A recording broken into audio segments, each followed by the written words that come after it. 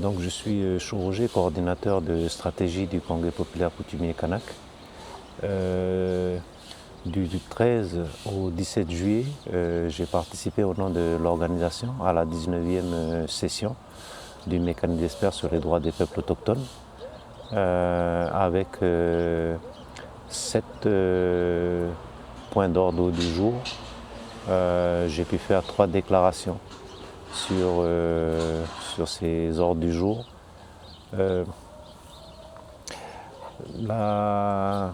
Ce qu'on a rencontré en fait en ce qui concerne tous les peuples autochtones, c'est qu'on s'est rendu compte qu'on va arriver à la 20e anniversaire de l'existence de la Déclaration des droits des peuples autochtones, mais au niveau national et au niveau international, rien n'a avancé. Donc ça ne veut pas dire que pour nous ce soit une défaite, mais ça prouve que les États qui sont en face de nous, les États qui nous colonisent comme nous par rapport à l'État français, il y a aussi d'autres peuples autochtones qui sont dans des États des pays-nations, donc qui sont déjà indépendants, mais que les politiques ne mettent pas en pratique leur engagement. Cet engagement, c'est suite au document final. Donc le document final a été adopté le 22 septembre 2014, où les États membres s'engagent à mettre en pratique et à protéger la Déclaration des droits des peuples autochtones. Donc dans les démarches que j'ai faites ici, c'est-à-dire au niveau de la relation diplomatique, j'ai pu rencontrer le représentant de la mission permanente de la France. Donc les points que nous avons abordés sont surtout la problématique foncière, les revendications foncières, les contre-revendications, parce que la DRAF a donné des terres à des clans non dignitaires terriens, des clans accueillis, et ça pose des problèmes. Et aussi, on a pu aborder aussi la problématique avec les colons, donc les descendants de ceux qui ont été amenés au pays dans les années 1800, donc ceux qui ont été, on va dire, ceux qui sont descendants du bagne, et ceux qui sont descendants aussi de, on va dire, de ceux qui ont fait la révolution en France. Donc, il y avait aussi Louise Michel qui avait été déportée ici. Et donc, notre problématique au niveau du pays, c'est que si on parle du foncier, nous sommes dans une situation plutôt sur la Grande Terre, avec les 3 statuts fonciers, donc les types de propriété privés, les terrains domaniales et les terres coutumières. Mais comme je l'ai expliqué dans la communication que j'ai envoyée au rapporteur spécial sur les droits des peuples autochtones il y a 4 mois de ça, c'est que dans la tribu de Tégon, donc dans la commune de Calagomène, province Nord, nous sommes toujours dans une réserve tribale. Pourquoi une réserve tribale? Bien que le statut du foncier a changé depuis 1998, en passant de réserve tribale à terre coutumière, la superficie pour nous n'a pas bougé, donc on est toujours sur les 25 hectares de terre, avec 50% inondables en cas de coup de rivière, 99% noyés en cas de tsunami. Donc notre objectif en fait, c'est de revendiquer les terres qui appartiennent aux colons de Saint-Quentin, afin d'élargir nos lieux de vie et aussi permettre de mettre en place nos propres projets économiques sur nos propres terres. Donc concernant la démarche avec les représentants de la mission permanente, c'est que tous les points que nous avons abordés seront remontés jusqu'à les personnes compétentes au sein de l'État français afin d'avoir un retour. Et il a été aussi question que quand je ferai mon retour en Nouvelle-Calédonie, je prendrai rendez-vous avec le HOCER, donc le haut-commissaire, qui lui est le représentant, on va dire, du conseil d'administration, le président du conseil d'administration de la DRAF. Donc la DRAF, c'est l'agence de développement rural et d'aménagement foncier qui a été mis en place par l'État français dans les années 80 afin de recueillir les revendications des clans et de pouvoir racheter les terres des colons et les redonner aux clans qui en ont fait la revendication. Donc, comme je l'ai stipulé aux représentants de la mission permanente de la France ici aux Nations Unies, que cette rencontre devait se faire avec le président du conseil d'administration de l'ADRAF et aussi le président de la commission foncière, qui est le maire de la commune de Kalagomé. Donc voilà en ce qui concerne la partie diplomatique autochtone effectuée aux Nations Unies. Oui, maintenant je voudrais revenir sur la proposition du Congrès populaire pour sortir de la tutelle coloniale française, à savoir que le Congrès populaire, normalement, en tant qu'organisation environnementale pour les droits autochtones, se réfère à la Déclaration des droits des peuples autochtones. Cette déclaration qui a été adoptée en 2007 et avec 46 articles. Et dans ces 46 articles, le 46e article stipule qu'on ne touche pas à l'intégrité de l'État. C'est pour ça que nous, on n'a jamais, on va dire, prôné l'indépendance. Par contre, les 45 autres articles nous fait valoir nos droits sur nos terres et autres qui doivent être rendus, que l'État doit faire le nécessaire pour qu'on puisse accéder à tous nos droits. Et par contre, depuis le mois de mai 2024, il y a eu ce que la plupart des médias on va dire, ont mis sur les réseaux internationaux. Donc il y a eu les émeutes en Nouvelle-Calédonie. Ces émeutes, en fait, ils ont débuté par le fait que l'État français voulait apporter un dégel du corps électoral. Et le FNLKS, donc le Front de Libération National Kanak Socialiste, était contre ces dégels. Donc il y a eu des actions qui ont été mises en place à partir du 13 mai. Et donc ça a débouché après sur au moins 14 décès chez les militants du FNLKS, et plus particulièrement des jeunes, avec 2 chez les forces de l'ordre, donc les forces de l'ordre républicaines. Sans oublier aussi qu'il y a eu des décès collatéraux à ça, puisque beaucoup de personnes n'ont pas eu accès aux centres de soins et aux hôpitaux et qui n'ont pas pu justement se faire soigner des maladies qui étaient déjà assez graves bien avant ces émeutes.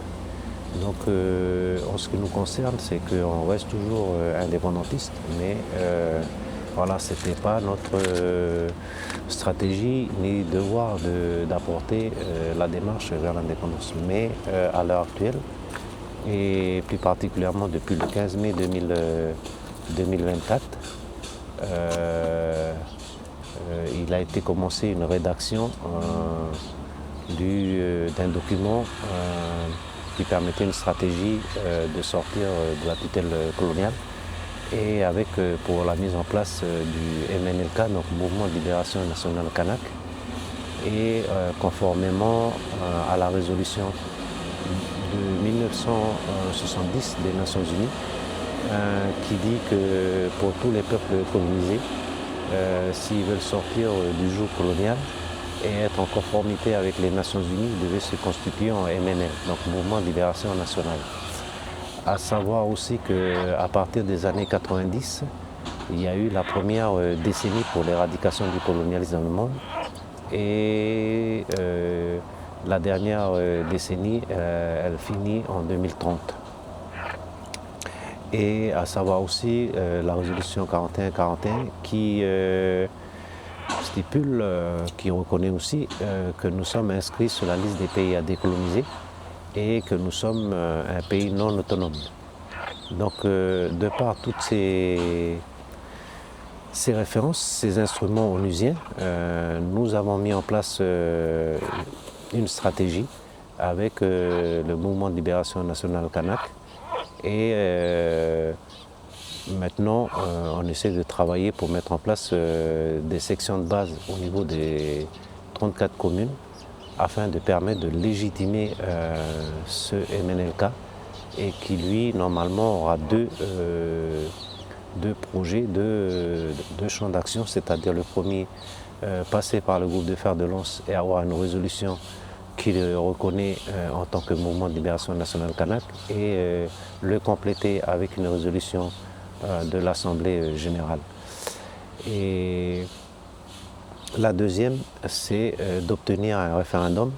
Et ce référendum, c'est uniquement là où les autochtones, seul peuple colonisé, votera pour le oui ou non à l'indépendance, et ça sur la base de la résolution 1514.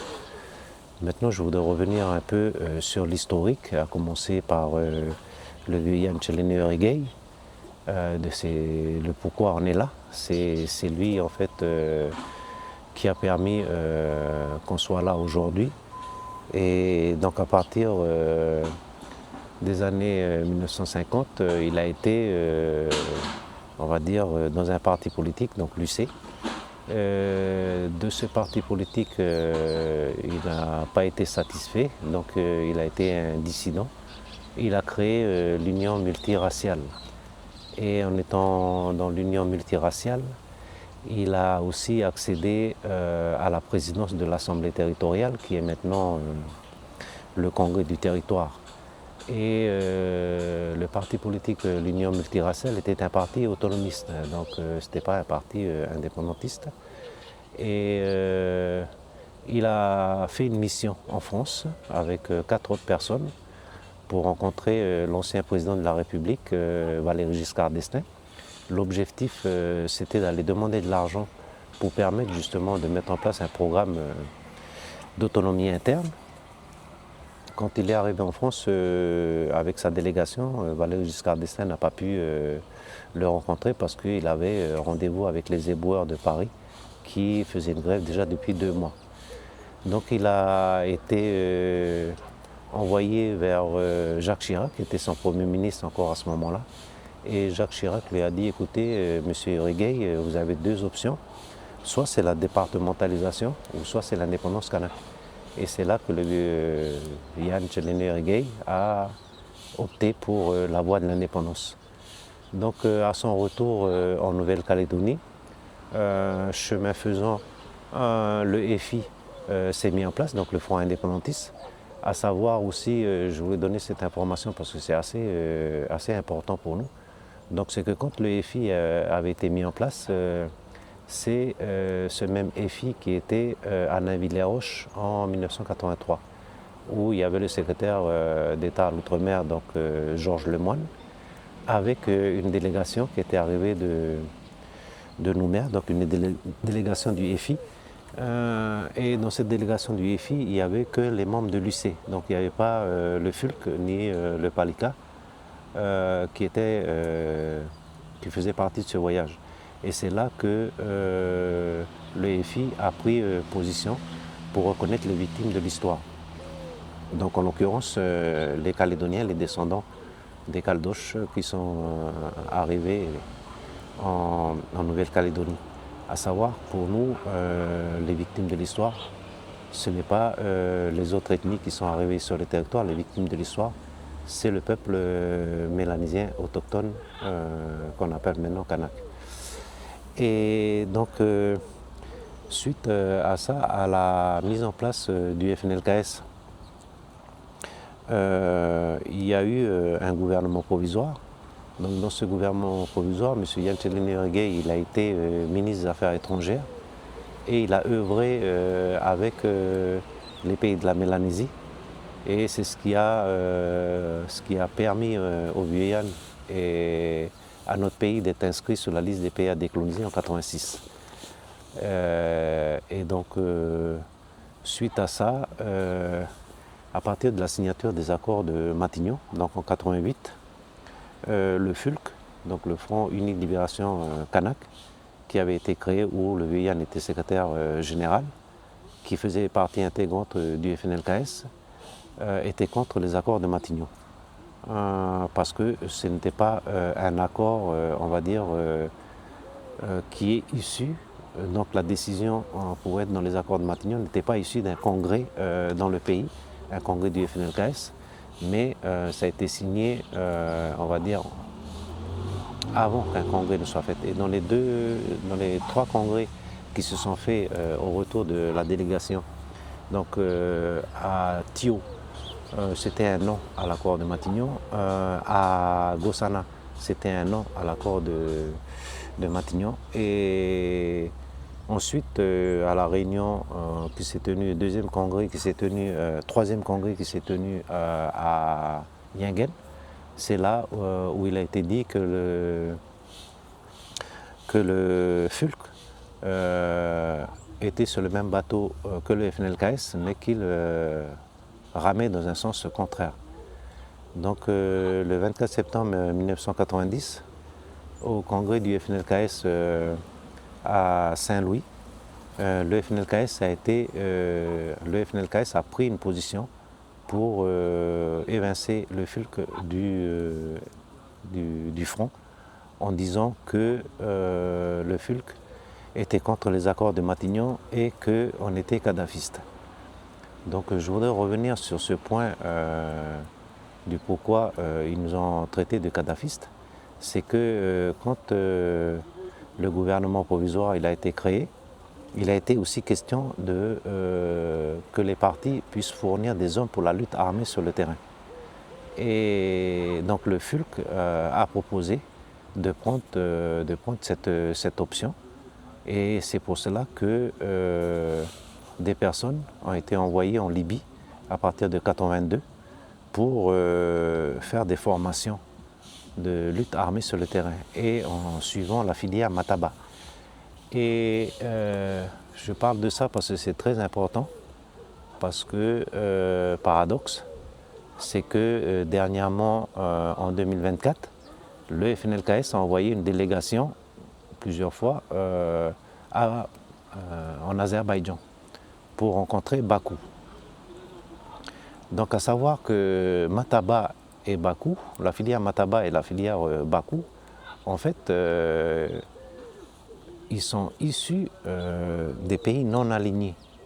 Donc dans les années 60, quand il y a eu le commencement de la guerre froide, donc les Américains et les Russes, des pays membres des Nations Unies, ne voulant pas rentrer en conflit ou prendre position dans cette guerre froide, ils se sont constitués en pays non alignés.